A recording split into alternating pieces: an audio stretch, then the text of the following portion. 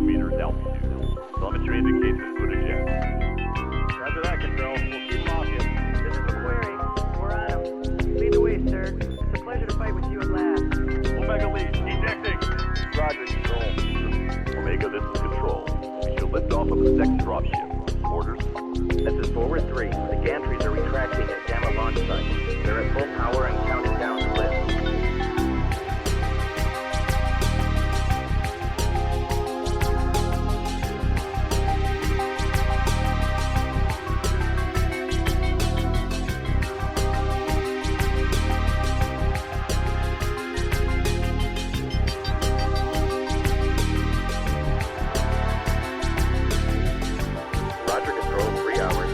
Starting salvage operation. This is Forward 1. You're running out of time. Party Gamma is nearly powered up. Take out the APU gantries as soon as possible. If the dropship gets powered up, it'll bring its main guns online. Omega left. We're getting cargo secured. As soon as we're ready to lift, we need to get on board as quickly as possible. We're now tracking multiple targets inbound.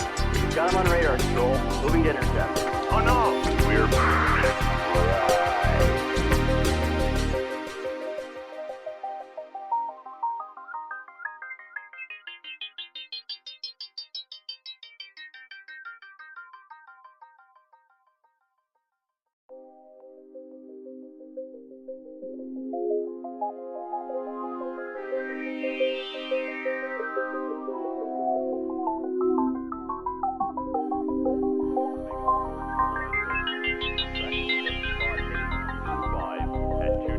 meters altitude. Telemetry indicates input eject.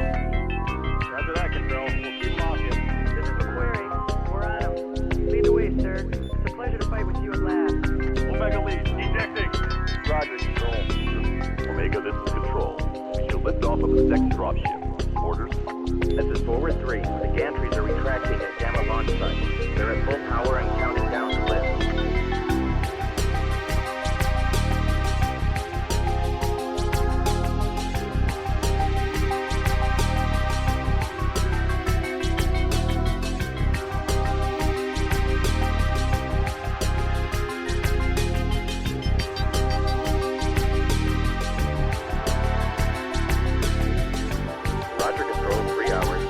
Starting salvage operation. This is Forward 1. You're running out of time. Party Gamma is nearly powered up. Take out the APU gantries as soon as possible. If the dropship gets powered up, it'll bring its main guns online. Omega left. We're getting cargo secured. As soon as we're ready to lift, we need to get on board as quickly as possible. We're now tracking multiple targets inbound. We've got them on radar, Control. Moving to intercept. Oh no! We're...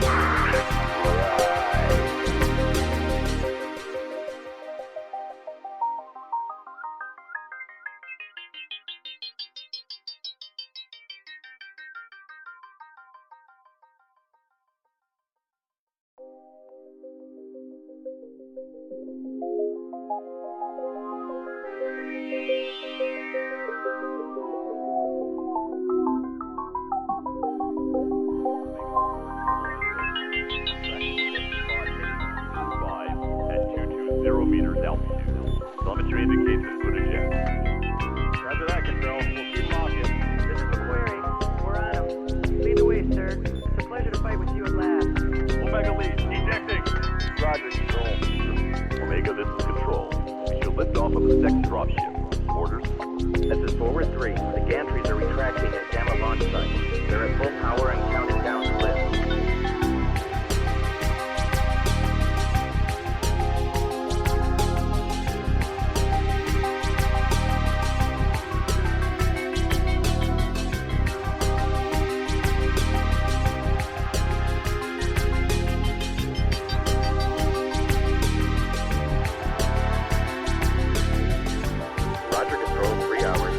Starting salvage operation. This is Forward 1.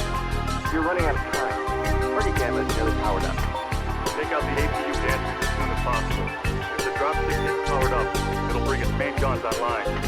Omega left. We're getting cargo secured. As soon as we're ready to lift, we need to get on board as quickly as possible. We're now tracking multiple targets inbound. We've got them on radar, Control. Moving to intercept. Oh no! We're...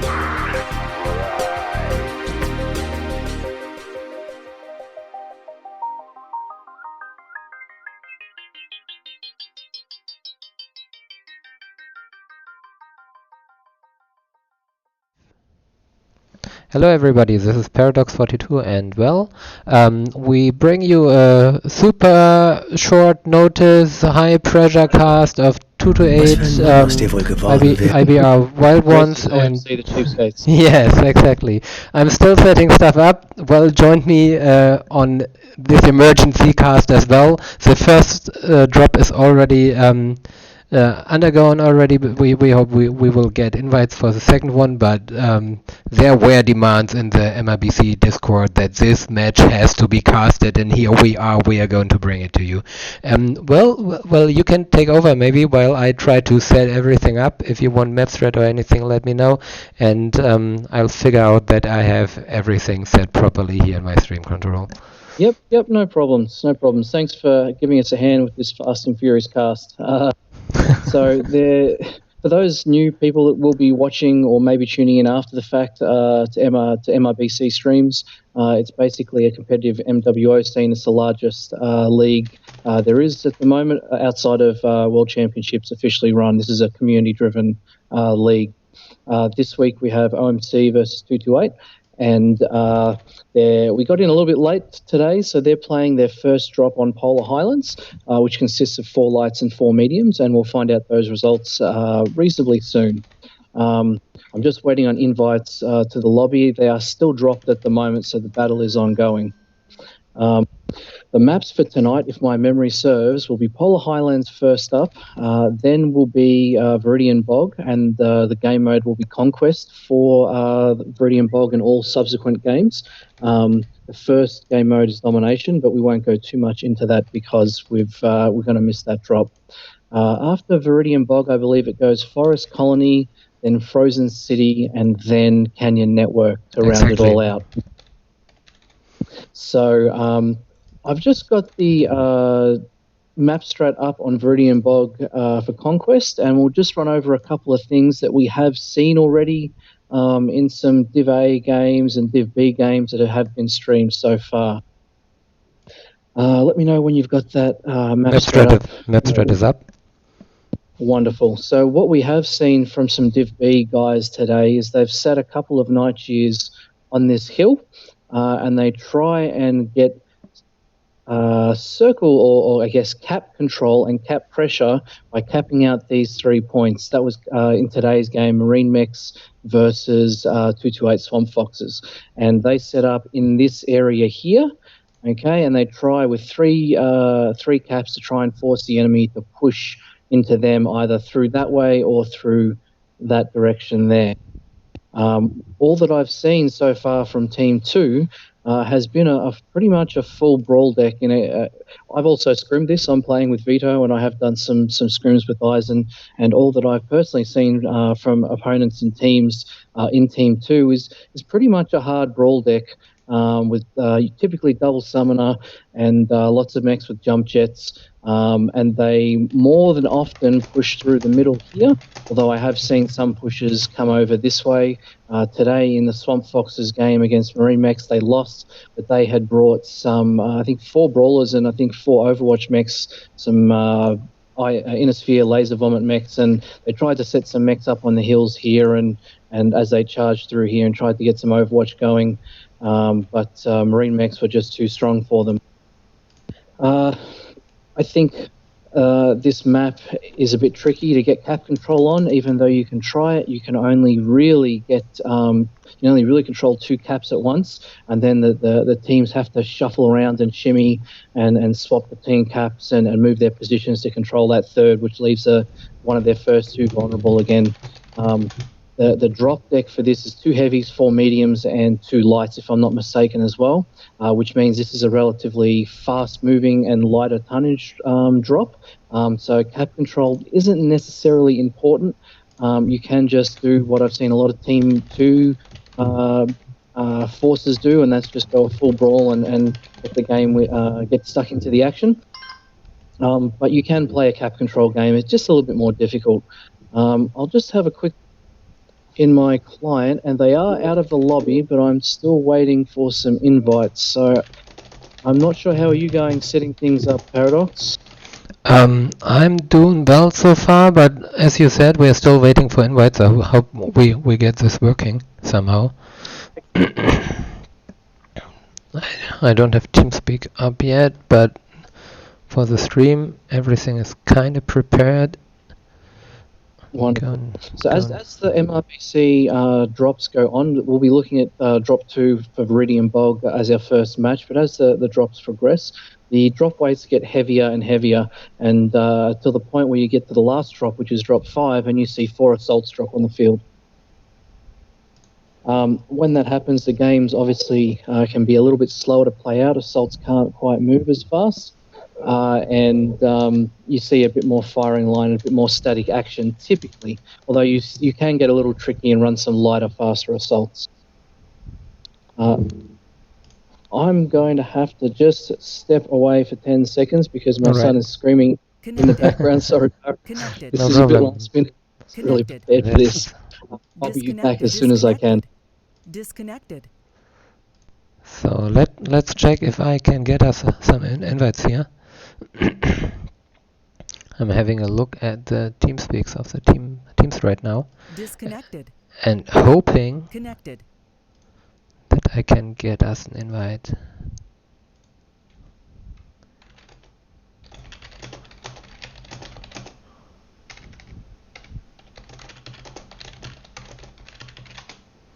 I just poked Jay-Z, and I hope he's gonna see it. We will see. Yeah, Kamikaze, the volleyball is hot, isn't it? Hi Nisk, by the way. Yeah, hey Rasno. Move my mic away from the mouse. I hope it's better like that. Let me know, guys. I will read it in like 5 minutes. Not as sweaty as some of you hoped. I see that. Oh, I got the invite. Yes, we have an invite. Yeehaw.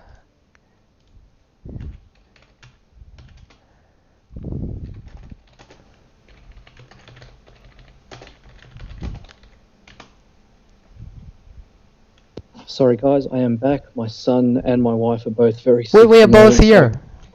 Well, we got invites. And you're yes, in. Yes, I just joined the lobby. Wonderful.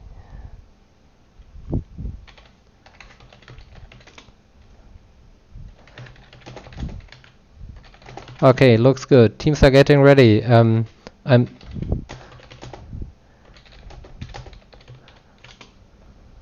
We do, and we've got them relatively spread out in their spawns. We're on a 5-minute delay. I just thought I'd double check that. Paradox? Yeah, we should definitely be on a 5-minute delay. I think I checked it, and if I'm not mistaken, I still have the delay set. Yes, I do. All is fine. That would have been a thing. 86228 for the first drop. Oh wow, that was close. That is Holy, close. That wow. is very close. Okay. By the way, map thread is still up. If you need it. I think we've gone over everything for Viridian Bog again. We're just waiting for the teams to ready up. There's not too much more to cover. I expect Team 2 to move forward and try and engage, and I expect the battle to happen somewhere around D5, Echo 5 hills, maybe pushing out to this like Delta 7, Echo 7 line, depending on who pushes who. All right. So let's have a quick look at the score as well. 228 is leading 1-0, but since it has been kind of a very close match or close drop, it's 350 rep points for the wild ones and 200 for the cheapskates. Cheapskates in drop 1, if you destroy at least 5 of the enemy mechs, you get a bonus of 50 rep points. Meaning for the cheapskates, since they destroyed 6, they get 150 rep points for destroying 6 mechs, 25 each, plus a bonus of 50, so it's 200. This way, even if you lose a drop, you might still get a lot of rep points, which is important in the end on the final scoreboard for MRBC, because their rep points count, Yep. not how many drops you won. We are dropping live right now, and I'm going to need to step away again. I'm probably going to No miss problem. this drop, Paradox. Sorry, mate. I'll be back as soon as I can. No problem, man. And we are about to drop on Viridian Bog. Loading right now. I have no idea what the teams intend to do for drop 2. Well elaborated a bit on what's usually happening on Viridian Bog already. Since it's still a very light drop, a lot of the teams like to brawl it out. But there are some strategies, mid-range strategies at least, which definitely can be viable too. So let's have a quick look at the drop decks for 2-8. We have double Night Gears, Huntsman, Jenna 2C, Viper, Arctic Cheetah, Hunchback 2CA, and a Nova Prime. If we have a quick look at the loadouts, small pulse, large pulse on the Hunchback, which is a very usual mix. Small pulse on the Nova, that smells a lot like Brawl already. Let's have a look at OMC, Cheapskates. They bring a Night Gear, Blackjack 3. Yeah, they kind of like this mech for a long time already. I think I've played with them in Season 7 a bit, and it was one of their favorite mechs for sure back then as well. And an Arctic Cheetah, Jenna 2CA, double Hunchback 2CA, Nova Prime, and a Grasshopper 5P. OMC always has been known to kind of prefer more Overwatch, more mid to long range, and we can see that here as well. Live in the Grasshopper 5P, bringing 4-year large and 2 small lasers. Then we have Kakuza Taneko. Oh my god, I'm so bad at that. 2-year large, 6-year mediums, the Nova Prime, ear small lasers. He's kind of the brawl counter push guy. The 2 lights are capping Theta right now. So we see some trading going on here, but it seems like 2-8 is trading a bit as well. The Huntsman here has PPC, small pulse. So 2-8 is bringing kind of a mixed loadout deck right now, which has become very popular lately. You tend to see this a lot more often, a lot of mix of PPCs and small pulse, especially on medium mechs, since they can be very powerful in the brawl in a situation like that as well. And teams are still trading a bit. From what I can see so far, it seems to be to go a little bit more in the favor of OMC. They are still all in the 90s. The Night Gear of Typhon is already down to 83%, so that's not super healthy. But if we have a look at his mech, dual Gauss, 4-year medium lasers, yeah, he's CT. He lost some armor, but beside that, that's pretty much all right. And then we have a light fight going on here. Leslie chose Viper goes down. The Jenna 2C and the Arctic Cheetah fight the Nova and the other Jenna. The Arctic Cheetah of Hair went down as well. They get some Overwatch support fire here, which might end up bad for 2-8. The Jenna 2C of Ranger Dave just went down. He was down to 33%, but Snowdragon went down as well. So we might be in a situation here where the fight is decided, and 2-8 definitely needs to step up now. Kondo is moving in. That's kind of dangerous, actually. I mean, he's moving into a situation where they lost a couple of mechs already, into an area where where OMC definitely has some Overwatch. And Jay-Z tried to find the new angle now, try to approach OMC from an angle where they can actually do something. But the Huntsman and the Hunchback 2C, they are still far in the back, and to me it doesn't look like they can do a lot from there. And as you can see here, OMC has a lot of good angles. There Jay-Z goes down. They have a lot of angles. They are shooting from different angles on the 2-8 maps, and they're all pretty hurt already. Hate Priest in the Arctic Cheetah is going down any second against the Nova down here on Theta. down to 35%. Should be one shot. The Hunchback 2C is of OMC has to be more careful now. He's backing up. And to me it looked a lot like 2 to 8 were going in one by one here. Typhoon is going down now, he was caught already. So just 2 mechs left alive for 2 to 8. While OMC still looks pretty good. They have a couple mechs which are damaged but not really in a really bad condition. They're the last, just one left for 2 to 8, and this seems to be a pretty clear victory for OMC. Here we go, small Baggett and the Blackjack going for the Hunchback and finally kills him. That's it, guys. 8 to 2 kills, that means OMC gets a bonus and denies the bonus to 2 to 8, which is going to even out this a lot more, especially since they got only 2 kills. And let's have a quick look at the damage. As I said, OMC is kind of known for their more long-range strategies. Usually the best counter for this is just to push a bit more aggressively, which didn't happen here, and to me it seemed a bit like the 2 to 8 guys were kind of surprised out of position on Theta and got focused down pretty hard, as we can see with Leslie Cho's Viper, who just dealt 9 damage, the Nova Prime of Kondo 64. This didn't really work out. Well, Live in the Grasshopper did a lot of work from the back there with 535 damage. The Nova Prime of Boba Fett definitely did some work, getting 3 kills, almost 400 damage. This looks pretty good for OMC so far. So I would say let's have a look at the scorers.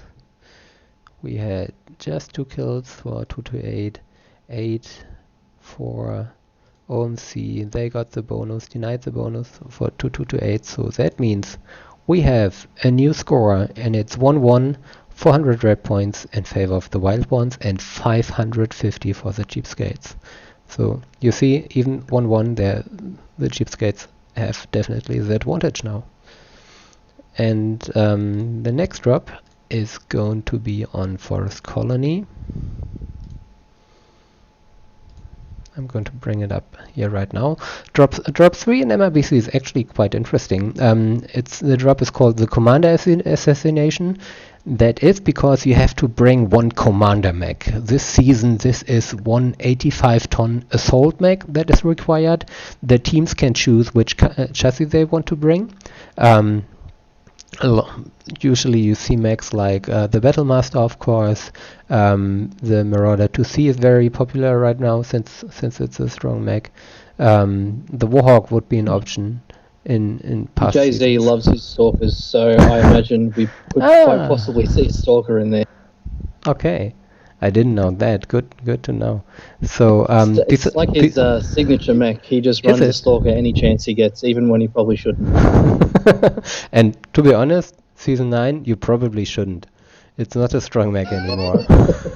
Well, he farmed nearly 1,000 damage against Spudshed on Tourmaline Desert Drop 5 last game, so there might be something. Jay, listen to me. Listen to me, Jay. Stop farming damage in comp matches. That's not what you do in a comp match. Play seriously. I saw one little bit of that game. I sat down on my chair and then had to jump straight back up again. But I saw 228 were Team 1, and they'd taken the Hills and Fox 5 with a couple of Night Gears, which is something that I suggested you may see. And how did the game play out? Okay. Since this is a last minute cast for us, it's time for me to step aside right now. I have to take a phone call real quick, which I denied 3 times by now, and definitely need to call back. I will leave the audience to you. Well, I put up the map thread if you want to, and I will have an eye on if we are launching or not, so I can switch the screen, of course. So okay, no problems. Map thread is up, and we are looking at drop 3 Forest Colony. We have just to change the map thread accordingly. And go to Forest Colony Conquest on the map thread. as I didn't see enough of that Viridian Bog game to give a breakdown, but I'm sure Paradox has already gone through that. So in this drop, you will see, I believe, 4 heavies, 3 mediums, and a commander mech, which I'm sure Paradox has also gone through. And Team 1 and Team 2, in my opinion, Team 2 I think has the stronger side, and they can set up with a few more options. Team 1 maybe has a slightly harder go, but for Team 2, I would expect to see some mechs up on the top of that hill just there at H7, whether it's a lighter mech like a Viper or something to jump up there and scout, whether it's some heavy night shears or grasshoppers or something to shoot down, but that is a reasonably strong position that can cover Sigma, Theta, and Kappa. And you may start to see some cap control happen in this game, or become a little bit more prevalent. Team 2 has a really good sort of command of those 3 points, whereas Team 1, they can typically pick up Epsilon and Gamma on their way through, and they might also play for Theta. And you'll in my limited experience, you'll see a lot of battles set up and play out in this sort of zone for Team 1. They have to move around a little bit and rotate a little bit to be able to cover all 3 of those caps. And Team 2 has a relatively safe path through here to sort of cap Epsilon and then run away again. And it sort of can become a little bit of a tricky battle. They wouldn't want to run their whole entire force through that ravine in Gulf 8, because then they lose that Sigma and Theta control and give up this H7 hill. But you can get a little bit sneaky with caps and try and force Team 1 into doing something that they don't want to do. I have seen both the matches I've seen of this have been very heavy on the Brawl as well, with some ranged mechs to shoot into that Brawl. But Brawl definitely does play a larger role in this match and this drop deck configuration. I'm just checking the lobby right now, and we have 228 is readied up with all mechs in and ready to go. And it seems like Live and OMC are just about ready to go as well. They got a couple that aren't quite ready, but we're getting there. 228 it looks like are going for an Alpha Bravo heavy set with their spawns. I think they've got 1 in Charlie as well. Let me just wipe that down. They've got 1, 4, and 3. And Team 2 are going, which is OMC, which are going Alpha Bravo. Sorry, my mistake. Team 2 are going Alpha Bravo 4 and 4. And we're Team ready. 1, We're green. we're green, and Team Team 1 1 has 1 guy in Charlie, yeah. 1 guy in Charlie.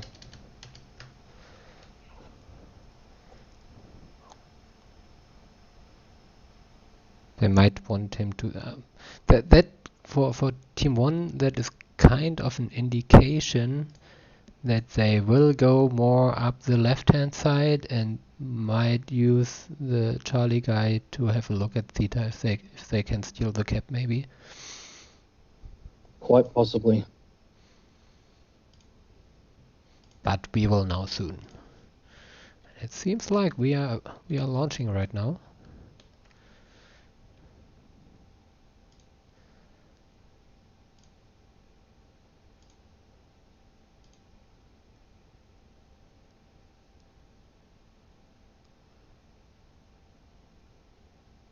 And perfect timing. I'm going to have to step away again. I'll be back as soon as I can. Paradox. This is a back and forth shoutcast. That's going to be great. Okay, let's see what the teams intend to do here. Dropships are about to come in. By the way, how is the sound? I haven't checked back in the Twitch chat. Is it alright? Remove your mic completely, Paradox. Yes, Pets, thank you! You don't need enemies if you have friends like that, I can tell you that. I'm going to look at that later. Teams are coming in, they came down. And we have, for 2 to 8, Double Night Gears, Timberwolf, Huntsman, Hunchback, Viper, Marauder to C, and an Orion to C. That seems like Jay-Z heard us. No stalker here. I like that. I really like that. But let's have a look at their loadouts. The Marauder to C is large pulse, ER medium, so 4 Ultra IC5s on the night gear, LBX20 Flamer SM6 here on the Orion. Kinda hate that you can't really switch through the max. The other night gear probably Dakar as well. No, dual Gauss, ER mediums. So kind of a mixed mid-range deck. While OMC, they are sneaking up the little canyon here, is bringing a bit more long range again. Live in his Grasshopper 5-ear large, Hunchback to C, large pulse ER mediums, Timber, large pulse ER mediums, mid-range to long range deck again. In the Hunchback 4SP, medium lasers, SM6s. He should be kind of a damage sponge. That's why you usually bring the Hunchback 4SP to get in with him first. Let him soak up the damage of the enemy team, while your more squishy mechs can deal more damage. If you have a look, So OMC is set up in these H6 hills, haven't they? They're starting to get some early trades Yes. down the line from water. we have here another Night Gear, Dual Gauss, PPC, Stormcrow, Small Pulse SM6. They bring a Marauder to CD with Dual Gauss 1 PPC. What's special about the D version is that it can bring ECM, which he probably has, because otherwise I would expect them to bring the C version, because it can equip Dual Gauss, dual PPCs. And So Cheapskates more inland, haven't they? And they've taken Theta, and it looks like they're probably going to take 6 and force OMC to start, or the Cheapskates to start moving around a little bit. I assume OMC kind of wanted to play some kind of cap control strategy from the water, but so far it hasn't worked out perfectly. They're moving into a very strong position here between Kappa and Epsi right now, which might help them to achieve that again, because they should be able to kind of control Kappa, Gamma and Epsi from there. But so far 228 has the advantage. They still have a 3 cap, getting the 4th right now. In the meantime, OMC is capping Epsilon. They send Boba Fett here with a Hunchback 4SP to take the cap point. I wouldn't be surprised to see 228 grab Kappa as well eventually. Yeah, and OMC is sending the Stormcrow here back to Gamma. Now would be the time for a brawl push when they've got one at Epsi and one at Gamma. You know, you've got 2 mechs away. That would you can probably perfectly timed. Exactly. And if they push now, they might be able to go 6 on 8 or 5 on 8. And if they actually want to do that, they need to hurry. But it seems like they want to trade. They all kind of set up high. They try to sneak in here the Viper, Snowdragon in the Viper C, 2 Kappa to get the 3 cap back. But as we can see, OMC is shooting from the arch already towards Kappa, and they will try to prevent the cap. And to be honest, that's a crucial part here for OMC. If they cannot prevent capping of Kappa, they have a problem. But it seems like the Viper bails out. He realizes he can't really cap it, because there are 2 long-range mech live in the Grasshopper and Salt in the Timber, protecting Kappa as well from this angle here, while the others are shooting from the arch. So 3 cap for OMC right now. They have all their mechs back, so it's kind of too late for strong push from 228. But they are forced to do it now anyways, and they are forced to do it now 8v8, and they already took a lot of damage. If you look at the damage numbers, Snowdragon and Blunt Object, both in the 60s, Kondo 76, and while they approach, they are going to take more damage right now. Let's see how well OMC can take them down. OMC definitely tries to rotate out more back to the water again, while the push is coming in here toward the arch. They take some cover. They take some cover again here. And what 228 might be able to do if they don't want to keep pushing in and keep taking a lot of damage, they might be able to try to take Epsi and control the 3 caps on land on Sigma, Theta, and Epsilon. But it seems like they want to keep going. Jay-Z is leading the push here in the night gear down to 56%. He's really hurt. Lost his right torso already, down to 1 Gauss and 3 ER mediums, and they keep going in here. UAVs up. The teams know what each other is doing. 228 has to get through this narrow angle here, and OMC has a firing line set up in their right flank, ready to focus on anything that comes around the corner, while the Hunchback Force P is trying to get in the backs of 228. To me, this looks like OMC got this already. Look at the damage numbers. Well, what do you think? It does. The percentages are heavily in favour of OMC at the moment, especially when you've got Kaku in that mad shooting them from an angle that they thought they were safe from. There are 3 or 4 228 mechs pinned down in that little mouth opening to that river. Although Kaku has taken a fair bit of damage himself as well. Yeah, he's caught CT actually, but I guess it's still kind of clear. 2 mechs down for 228. Most others are badly hurt. A lot of them actually one shot. Yeah, Kondo the night gear is one shot. Leslie Cho. Yes. Leslie should have waited for the Ryan's get in front. Yeah. Kondo's going down is one shot. Soon is has an open right torso, open left torso is going down any second. If Viper has to get away and run as fast as possible and maybe try and stall out these caps. Yeah, but I think he's gonna have a tough time pulling that off because the caps are still kind of close. OMC is taking the 3rd cap right now, so they are back at the 3 cap, almost back at the 3 cap. That means they are going to catch up soon. Snowdragon might go for Gamma, but that's gonna be a tough one for him. That's gonna be a tough one, and OMC in the meantime is taking Epsi and Theta as well. So they have. Yeah, maybe it's going to be real tough. Maybe if he can just snag Gamma, they're going to take a while to get the. Oh no, they've got Small Baguette heading there now, so it's not going to hold out. No, I don't think he's got any chance in the world now. Yeah, I agree. Especially looking how damaged he is already. He's down to 59%, caught in the back. One arm open, the other almost open. I mean, the Marauder to see is not in a healthy state as well. I've got Zero, Kakusara, Taneko, but just neutralizing Gamma or just soft capping it is not going to be enough against the 4 cap that OMC just got. It's going to be a very commanding victory for OMC here, going 8-0. It should be, it will be 8-0, 7-0 at the worst, but probably 8-0. Yeah.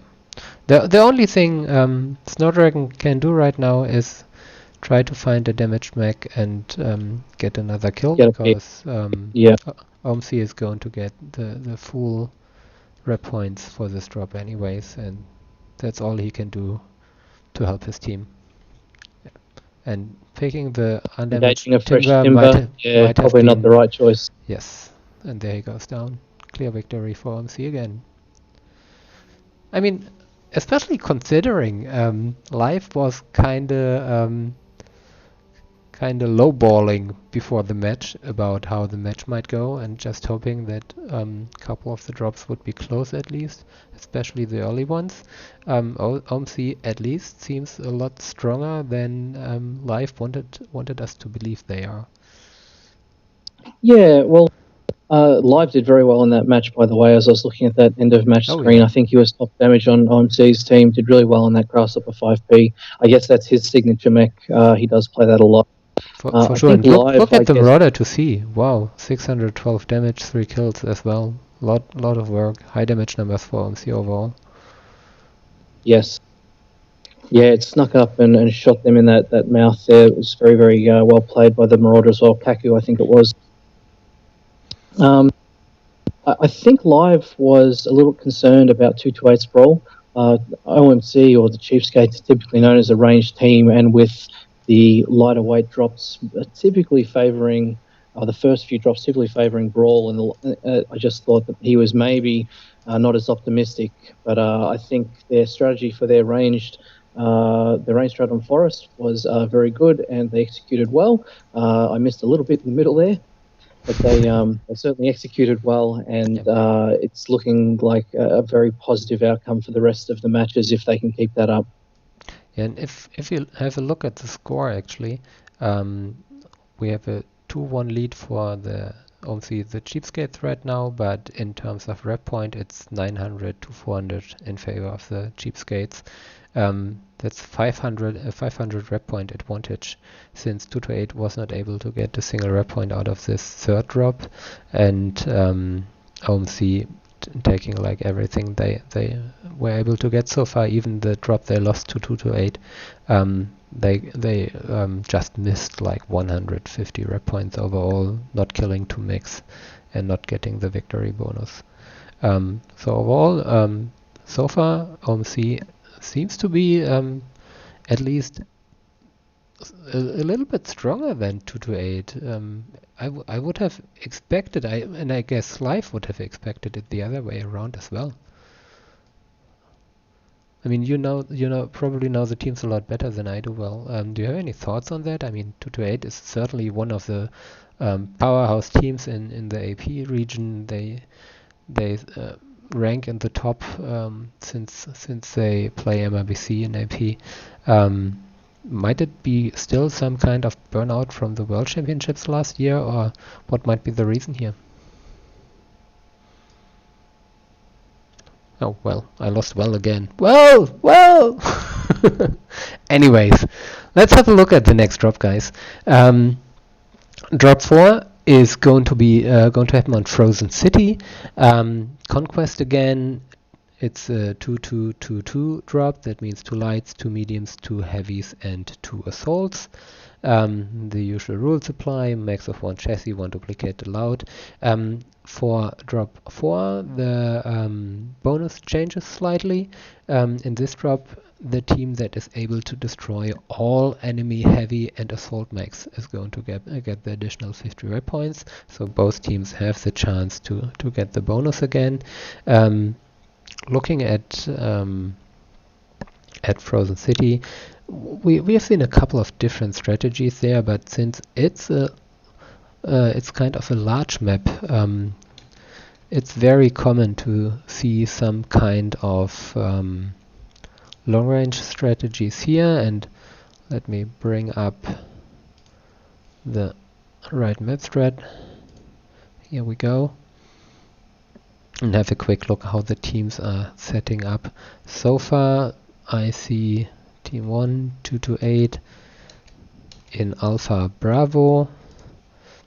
For them, the spawn points don't make much of a difference anyways. Alpha Bravo is more up front, so you can move up a lot faster. From the Team 1 side, what we tend to see a lot is that they place their range max like behind the buildings up high here. Maybe bring something at the edge of the middle canyon here, down close to Theta, and I would expect that both teams try to get a 3 cap, and crucial of course for this again is Theta. This is what this drop is all about. Both teams can easily hold their the cap points on their sides. So for Team 1 that would be Gamma and Epsi. For Team 2 that would be Sigma and Kappa. And depending on how OMC is setting up, so far it looks like they set up Alpha Bravo. We will see some probably more a kind of a static trade. When they set up Alpha Bravo, it's very likely that they are going to set up somewhere in this area, trying to form some kind of firing line. Maybe even moving a bit more up, depends, and then trade with 228 over the canyon, sending their lights to get the caps. We have seen other strategies from other teams in the past as well, especially from the Team 2 side. One possibility at least would be as well to spawn Charlie Bravo and then kind of push the enemy towards Echo 6. What the Team 1 side usually tries to do, especially if they are more ranged in a situation like that, is that they try to kite and kind of cross over here back into Echo 4, Fox 5 and keep their range. But in the end it all comes down to who can hold 3 caps and force the enemy into an unfavorable move. So the teams are still setting up. It's still Alpha Bravo for both teams, and I hope they are readying up soon. I would really like to see what they intend to do. The lights can play a very big role on this map as well. Oh yeah. They can get an early pick if they both rush Theta. That can be huge. They can possibly sneak if your range team sets up heavily more north or south. They might be able to get an advantage and sneak a cap as well and clear a path for the lights to cross. It's not very typical, but it can happen. And your lights can play a very pivotal role in this battle. And then a lot of times they can sit on their hands and do nothing. Yeah, it can kind of end up like that. I'm having a quick look at the Twitch chat. Is sound quality all right now for you guys? Logan is asking, how did the Viper do only 9 damage in the Viridian Bog drop? He was alive for a decent amount of time in that fight. Yeah, I mean, if your opponent is too far away and if you're super close range, what should you do? I mean, he might not have even had much of a shot on his opponents and just tried to hide and got wrecked anyways. That might have happened. Ball looks green and it looks like they're ready to drop. Oh, Kondo just unreadied, but he should re-ready momentarily. Oh, and I'm just reading Wilsonen. He's writing in the Twitch chat. Got this on the TVs at the shop. Go guys! Sounds great. We are on TV. Well, I'm famous. Who would have thought? Hi, Mom. Go to the aid. And at least I've got the most handsome picture up of me that I could find. Yeah, that's an amazing picture. I wish I would have a picture like that. By the way, how much do you like playing volleyball? For how long are you doing that already? Well, I've retired from my professional volleyball scene. Ah, all right. So I moved from volleyball into MWO. I see, but judging from your picture, you're still kind of a pro. It's taken many years ago when I wasn't fat and bald. I know that is a lie, man. Okay, we are about to drop. Let's have a look at what the teams want to do here. Dropship is not in yet. Dropships have loaded. We've got some mech. For 228, we have two Grasshopper 5Ps, a Stalker 3H from JZ, surprise, surprise, a Kodiak 3, a Hunchback 2CA, which I'm guessing will be PPCs.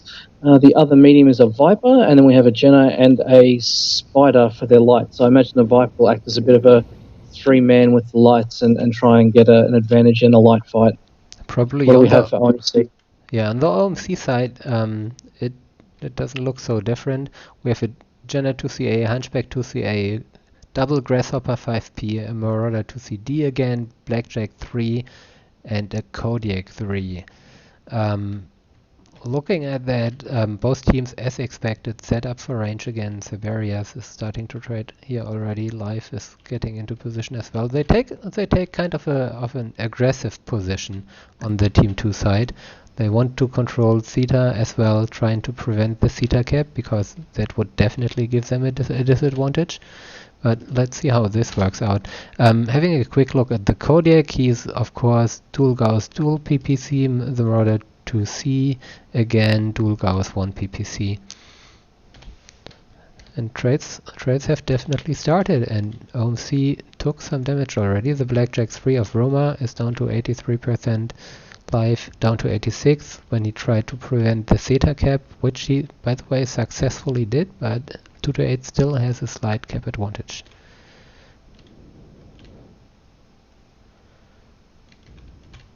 Looks like a grasshopper for 228 has moved into that D5 hill up the northmost of the map. That can be a very good position to shoot from. You just need to be wary about getting rushed, because if you do get rushed there, you have a long expanse to cover to get back into the buildings and some protection. Nobody's really trying for Theta at the moment. Kondo's floating around. He might want to try and stick his head back in very soon for 228.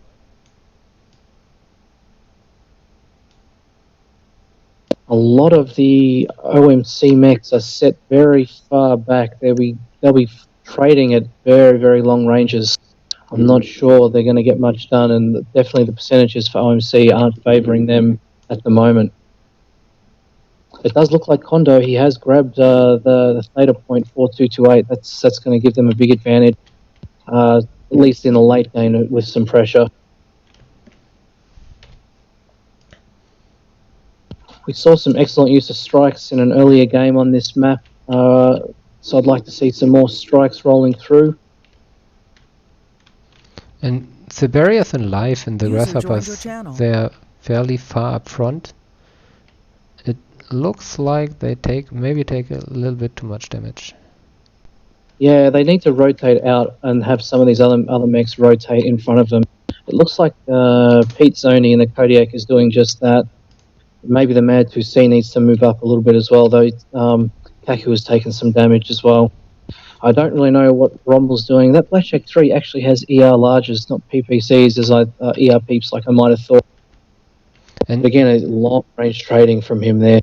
yeah, and Pete Zoni doesn't seem to have a problem to find a proper spot to trade with 228. His Kodiak is just moving back and forth in the back a little bit already, especially since the Spider of Kondo harassed him a bit.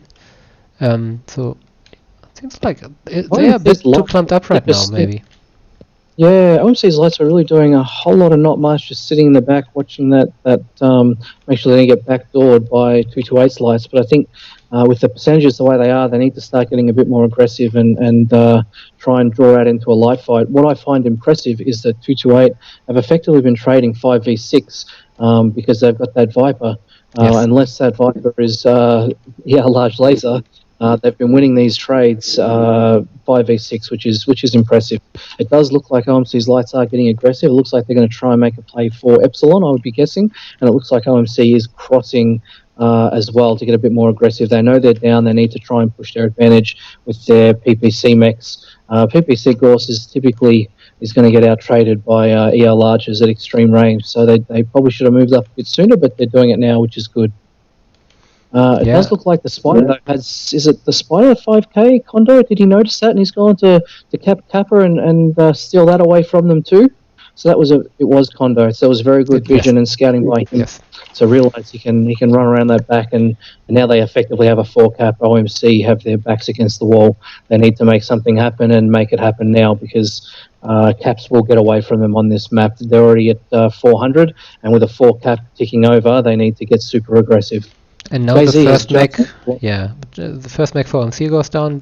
Jay-Z has killed Life in his Grasshopper. He was pretty hurt already. Siberius is looking very bad as well. He's a good alpha into Saitoso or CT, and he's definitely done too. And this shouldn't take too long because he stayed in the back here. And as we can see, Kondo is coming in the Spider. To me, it doesn't look like he wants to go for the cap. He's trading a bit long range, but I would expect him to go for Siberius right now, and there he starts shooting on him. Does he have machine guns? Yeah, he could just go close and finish him. He could. I'm not so sure it's a good idea to trade long range with the Grasshopper there. He could just get in and kill him, and Hate Priest got the kill there. So it's 8 on 6 right now. Damage numbers definitely still in favor of 228, but here comes the OMC push on the 228 position. Really fragile mechs. I should probably rotate them to the back, let the healthier guys take some damage, and that should see them clean up. Yeah, Hare The died small in this Arctic Cheetah. The 60%. Jenna 2CA is going down as well right now of Ranger Dave, so it's just 4 left alive for OMC, and there are a couple of caught mechs for 228 as well. Hate Priest is looking bad, Leslie Cho is looking bad, but they can just rotate out. Two more down for OMC. Cody And that's Magic, just a yeah, cool. and now it's just the Marauder 2C left who was caught CT already, and there he goes down as well. So we just saw the 0-8 or 8-0 for OMC, and then the very next game we've swung around and seen a 0-8 for 228. So it was a very strong win for 228, but it Yes. just goes to show you how closely matched these teams are. And I think that's quite impressive. It's quite a feat, especially after you just got stomped 0-8 by your enemy team, and then just turning around the match the same way in the next drop. That's actually big of 228, and it shows their experience. They have a lot of very experienced comp pilots. They've been to the World Championships. They know their stuff. They know what they are doing, and you always have to expect them to come back from whatever happens to them. So Hate Priest top damaging for 228, and Jay-Z in that Stalker 3H showing Paradox how it's done, just underneath 500 damage. Those two did really very well for 228, and Serb on OMC with the 5P, 450 damage, did very, very well. And Kaku did well as well in the Mad 2C. But I think just OMC just were too far back in those initial trades, and their grasshoppers got focused on a little bit too much.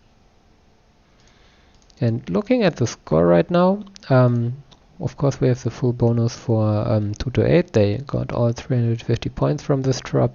No points for OMC, the Cheapskates. That gets us to even out the match 2-2, but it's still 750 rep points for 228, while it wants to 900 rep points for OMC, the Cheapskates.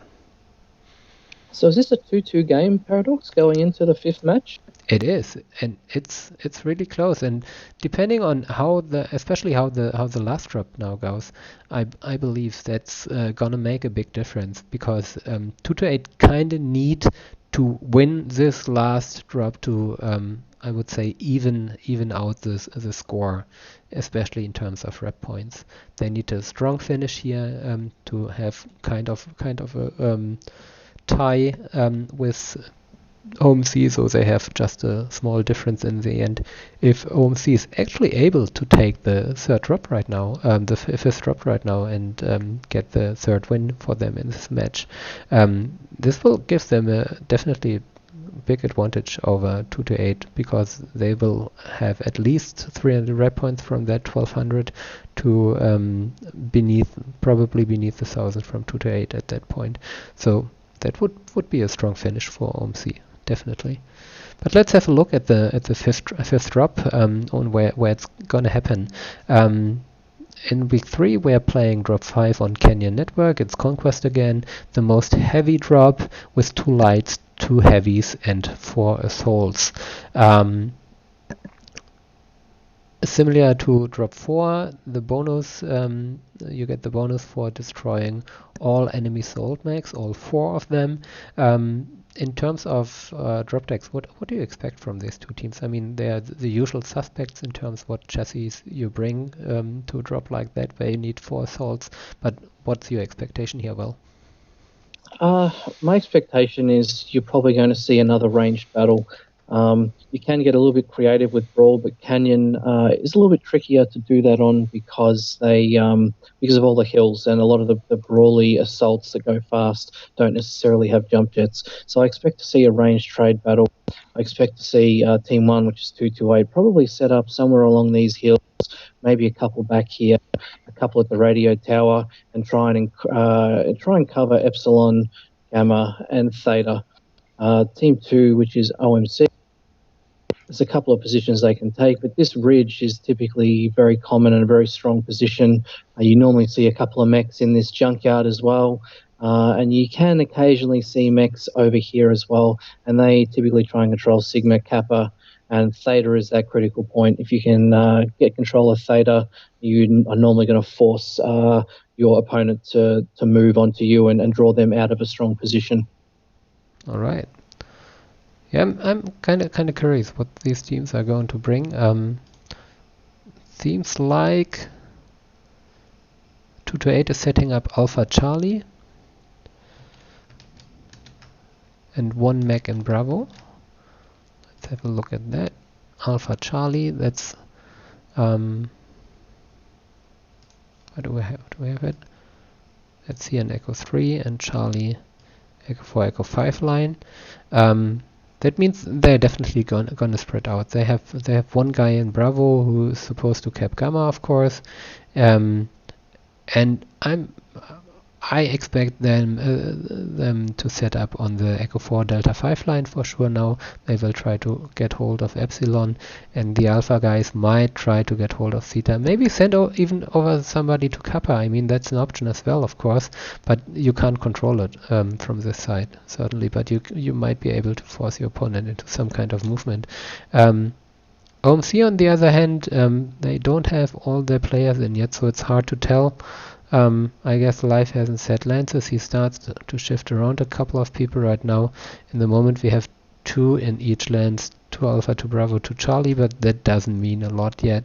But as you said, well, we have seen Canyon so much in the past, especially due to the World Championships. The whole qualification games were played on this map. Both of these teams have played in the World Championships. They know the map inside out. They know all the spots. They know what they can do. It's not the World Championship 2-2-2-2 setup. It's a more heavy drop, of course, but I guess these teams are going to play it very similar here.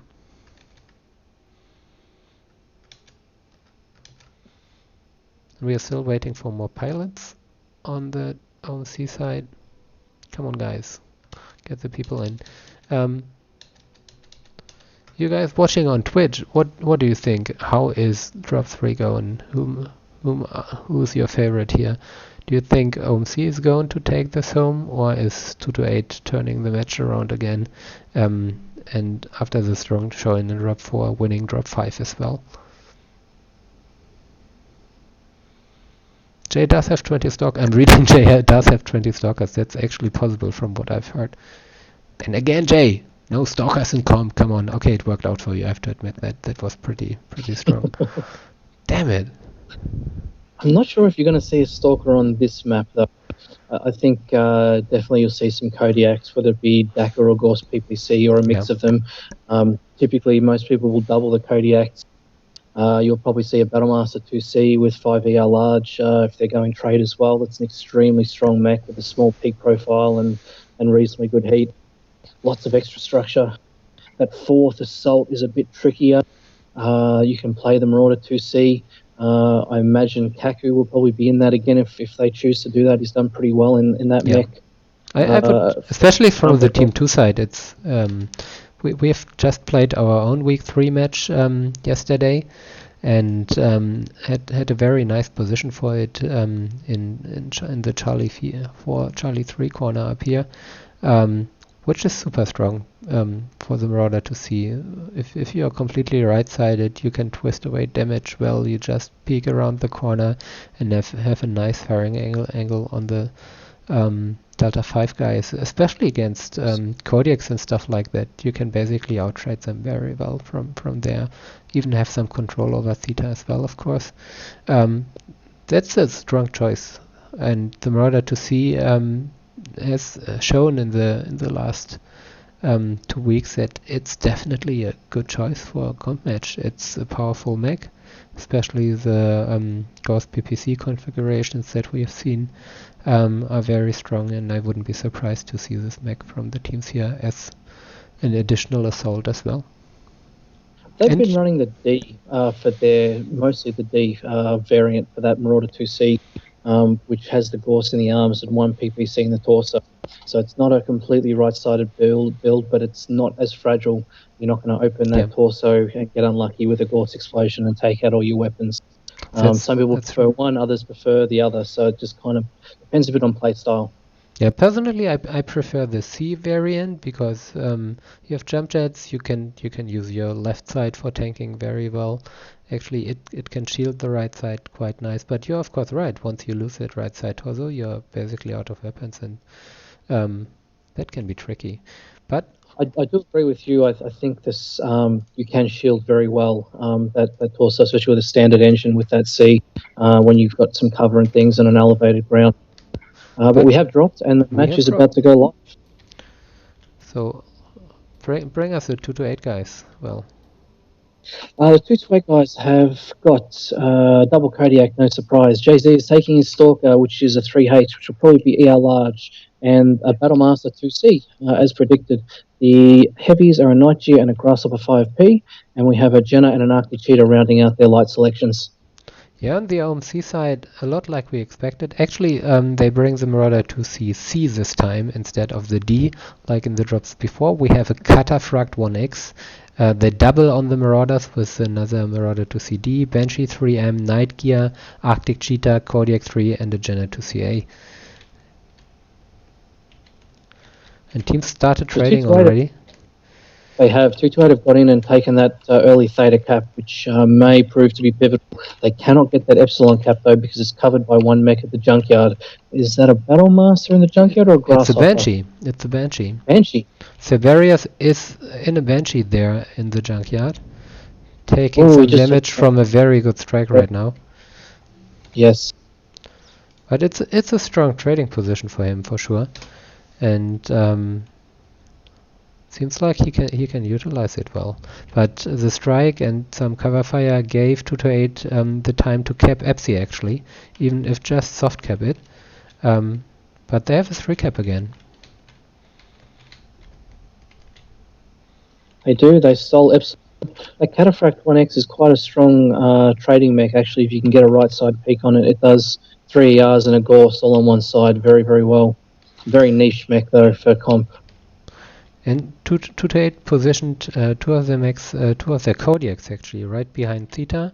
They're very exposed there, but they have kind of an open firing line towards the Night Gear and the Marauder to C of OMC there. Mika trading, I think he's Dakar, isn't he? Yes. Dual Ultra 5, Ultra AC-10s. They're shooting on the Jenna 2CA who's crossing.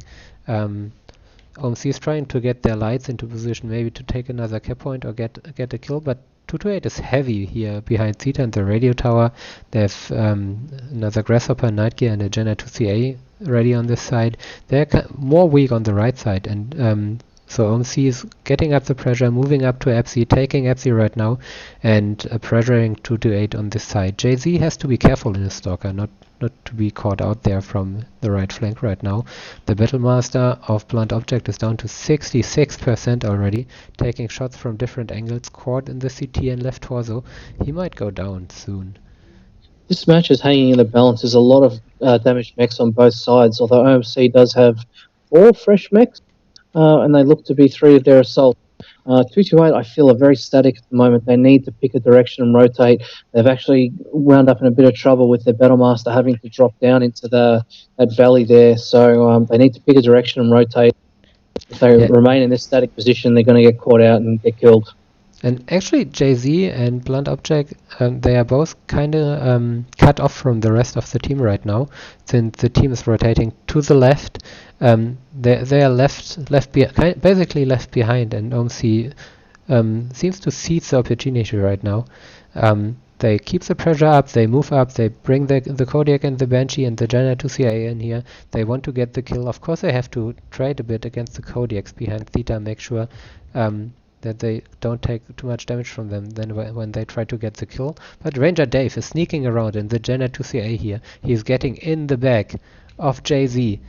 Oh, there we go. 2 kills, 2-1 in favor of favor of OMC at the moment. And Live got another kill. 3 kills for OMC right now. with Jay-Z and Blunt Object basically out of the fight, but the Gen of Ranger Dave was not careful, and Blunt Object got the kill on Ranger Dave here. That was a good move from him. And he's trying to move around now, getting into the backs of the Kodiak and the Banshee of Life and Siberius on the flank, but he takes a lot of fire from Life. Life realized what was going in, punishing Blunt Object right away and killing him with the Dakar Kodiak. And Siberius is moving in on Jay right now. It's 3 left alive for 228 against 6 for OMC, and they have a lot of angles on Jay now. He's definitely going down any second. Yeah, and they've got the cap advantage as well. This is definitely going to be a OMC win. Yeah, I mean, on the other hand, 228 still has 2 lights left alive, even if Jay goes down now, and he even kills Boba Fett, which is great from him. Another important kill that might turn out to help them a lot.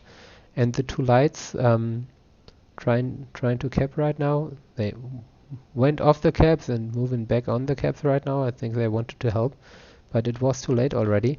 And we see here in the Arctic Cheetah, sitting up here. I mean, I think it would have been nice if they could try and kick. Yeah, he's. So, OMC is basically out of lights. Here in the Arctic Cheetah is still alive, but he's lagged. His right leg is caught as well, so he's kind of one-shot. Snowdragon took Kappa. Is going to sneak around. If Hare realizes that nobody's on Kappa left, he might move there again.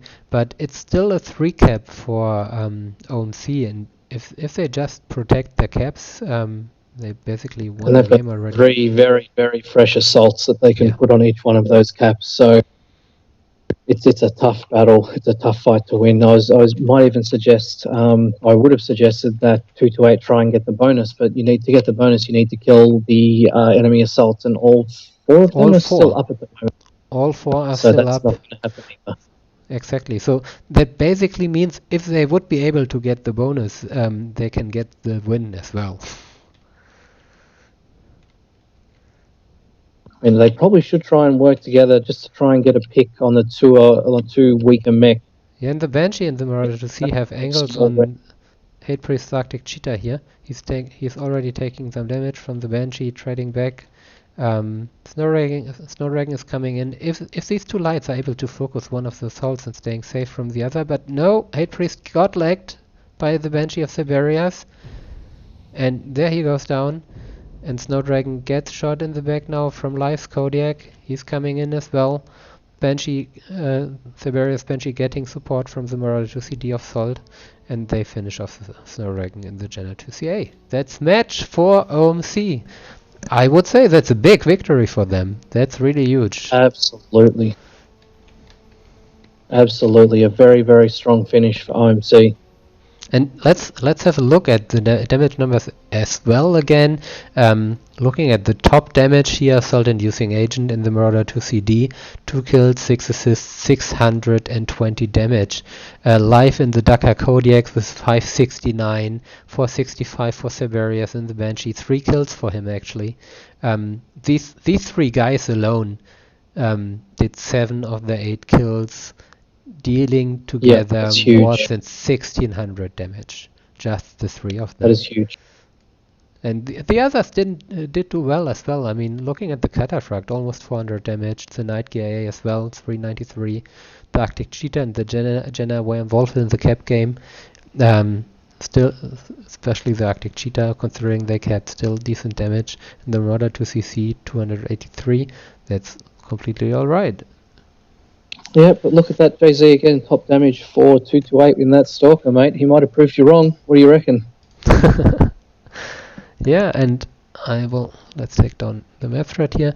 Let's have a look at the final scores. I would say OMC is the winner. They got the bonus. They got all the kills. 228 just got three kills. 3 kills. That means we have a final score. The match ended 2-3 in favor of OMC Cheapskates, with 825 rep points for 228 the Wild Ones and 1250 for OMC the Cheapskates. That's a pretty clear victory to me. That's a resounding victory, I think. Even they had one bad loss, but they had one loss in that first drop that was Yeah. very close to 8-6. So that was a very good performance all in all. Yeah, I have to say, especially since Live pointed out before the match that they have a couple of new pilots, they are still trying to get some team synergy going. That came as kind of a surprise compared to the usually well-functioning machine of 228 and Jay-Z's team.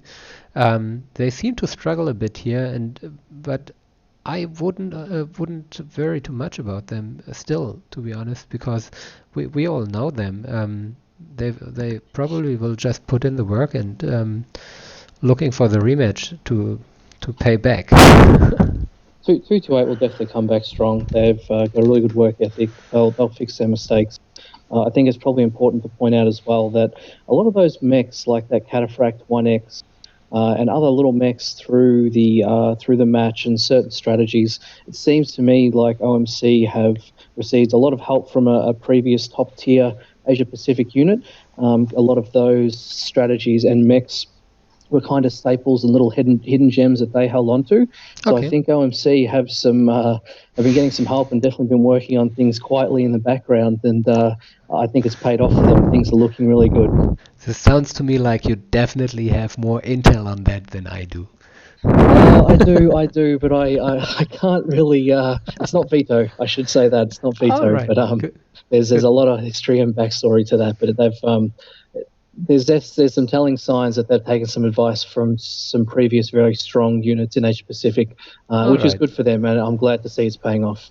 Certainly. I mean, OMC has been one of the teams that has been really around for a long time in Asia Pacific, and they've always been one of the teams you had to account for. I mean, Yes. they are playing. They started, I think, in season 5 in the A division already. In season 7 they came second. Last season they came third. They finished strong in the World Championships. So it's definitely one of the strong teams in the region, one of the top teams in the Absolutely. region. And knowing Live and the others, even if they're very laid back guys, they have a strong work ethic. They work hard on their drop decks. They put in the time for practices. And what I like a lot about them is their team culture as well. They make sure that especially in scrims and stuff, even new people get a couple of drops, so everybody is kind of involved, and I think that's part of the recipe to their success. So they keep building up new pilots, new talents, training them up to the level they need them on to be able to compete, even if they lose pilots because people stop playing the game or stuff like that. But Yes. from what I know, the kind of the same is true for 228 the Wild Ones, isn't it? It is, yeah, and I can say through experience that Vito have definitely struggled this season as a new team with a small roster. It's there's some difficult challenges to manage there, so it's always good when you're rotating new people in, getting them experience and training them up. It makes things a lot easier. I mean, I just recently had the chance to cast a match with Jay-Z, for example. He's probably one of the most laid-back guys I've met so far. Very friendly, and I imagine their team culture to be very nice as well. And considering how long they are around, they play since season 5 as well in the AP region. They have played each and every single season of MRBC since then, winning the AP division in season 5 actually. They came second in season 6, third in season 7, and second again in season 8. So considering the teams in the AP division with 228, Sparchat, Cheapskates, and Vito, I assume they definitely want to take the title, and I would expect in the AP region that's gonna be a close fight this season. It's funny you mention that, because the last 3 games that have been casted in Asia Pacific, you had Vito versus 228, which was 2-2 going into the last match and ended in a 3-2. Then you had Spudshed versus 228, which was 2-2 and finished 3-2 going into the last match. It was 2-2 on the fourth. And now you've just seen the exact same thing again from 228 and OMC. 2-2 going into the last match, finishing 3-2. That entire division is very, very closely stacked at the moment, and that championship at the end is really anyone's, to be honest. Yeah, and I think that makes it extremely exciting. You have very close matches. A couple of red points might decide at the end of the season who is winning this division, who is winning in the region, and therefore every single kill counts, every bonus you can get counts, every little piece might make the difference in the end if you become the champion, or if you can't take this first place everybody is fighting so hard for. That's good advice for any of the Asia Pacific Div A teams. Every kill you can get, every bonus you can get is probably going to count towards the end. There's not going to be much between the top four teams. Yeah. So I'm looking forward to a lot more very, very interesting matches and hard fight there. I